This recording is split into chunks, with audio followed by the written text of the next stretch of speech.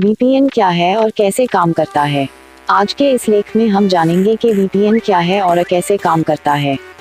Android smartphone के users पूरी दुनिया में हर दिन बढ़ते जा रहे हैं। इंटरनेट पर हम हर दिन बहुत सी चीजें ढूंढते हैं और उस पर बहुत सारा काम भी करते हैं, जैसे online transactions, downloading movies and musics, दूसरे वेबसाइट्स पर साइन इन करने के लिए अपने पर्सनल डिटेल्स देते हैं, यूट्यूब पर बहुत सारे वीडियोस देखते हैं इत्यादि जैसी और भी काम करते हैं। लेकिन इंटरनेट पर अपने पर्सनल डिटेल्स शेयर करना बहुत ही खतरनाक होता है, क्योंकि ऑनलाइन की दुनिया पूरी तरह से बुरे लोगों से भरी हुई है जो आपके पर्सनल डिटेल्स को चुराकर ब्लैकमेल भी कर सकते हैं। हैकर्स और स्नूपर्स हर वक्त बस इसी ताक में रहते हैं कि कब वो किसी व्यक्ति का जरूरी डेटा चोरी कर सकें और उसके बदले में ज्यादा धन की मांग कर पाएंगे। लेकिन धीरे धीरे बदलते वक्त के साथ इंटरनेट की सिक्योरिटी का ध्यान रखा जा रहा है और उसमें कुछ बदलाव भी हो रहे हैं।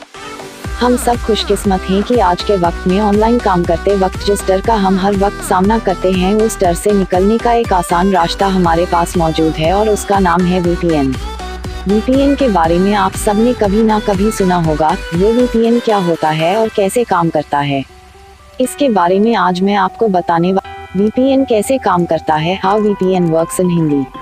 वीपीएन का सबसे अहम काम होता है आपके कनेक्शन को या फिर आप इंटरनेट पर जो भी काम कर रहे हैं उन सभी को सुरक्षित रखना, और उसके साथ साथ वीपीएन का इस्तेमाल करने का सबसे बड़ा फायदा ये है कि इंटरनेट पर जो भी रिस्ट्रिक्शंस होते हैं, जैसे कुछ ऐसे वेबसाइट हैं जिसको हम अपने देश में एक्सेस नहीं कर सकते हैं, तो वो वेबसाइट हम वीपीएन की मदद से आसानी से एक्सेस कर पाएंगे। मतलब जो वेबसाइट आपको पहले देखने की इजाजत नहीं मिलती थी, अब वो वेबसाइट आप वीपीएन के जरिए से देख सकते हैं।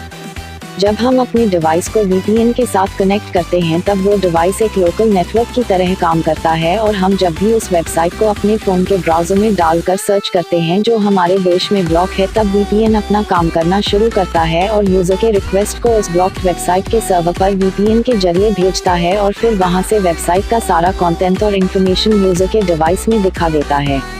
आप एक देश में रहकर दूसरे देश के वीपीएन से जब कनेक्ट करते हैं तो वो काम होता है टनलिंग के जरिए, और वो काम बड़े ही आसानी से हो जाता है क्योंकि वो वेबसाइट उस देश में ब्लॉक नहीं है जो हमारे देश में है। तो आप वहाँ के वीपीएन से कनेक्ट हो जाते हैं। उसके बाद उस वीपीएन और आपके वीपीएन के बीच एक नेटवर्क कनेक्शन बन जाता है जो एन्क्रिप्टेड होकर रहता है, जिसका मतलब है कोई भी उस नेटवर्क से पर्सनल डिटेल चोरी नहीं कर सकता, और फिर आप उस वीपीएन के जरिए वेबसाइट को एक्सेस कर सकते हैं। उदाहरण के तौर पर आपको बताती हूँ कि इंडिया में नेटफ्लिक्स जो है वो अभी आया है, लेकिन इससे पहले जब नेटफ्लिक्स इंडिया में नहीं था और अगर हमें नेटफ्लिक्स देखना होता तो हम क्या करते कि इंडिया में रहकर उस वीपीएन से कनेक्ट कर लेते, जिसका सर्वर मान लीजिए US में है या UK में है। तो कनेक्ट होने के बाद हम उस सर्वर के जरिए नेटफ्लिक्स को बड़े आराम से देख सकते हैं।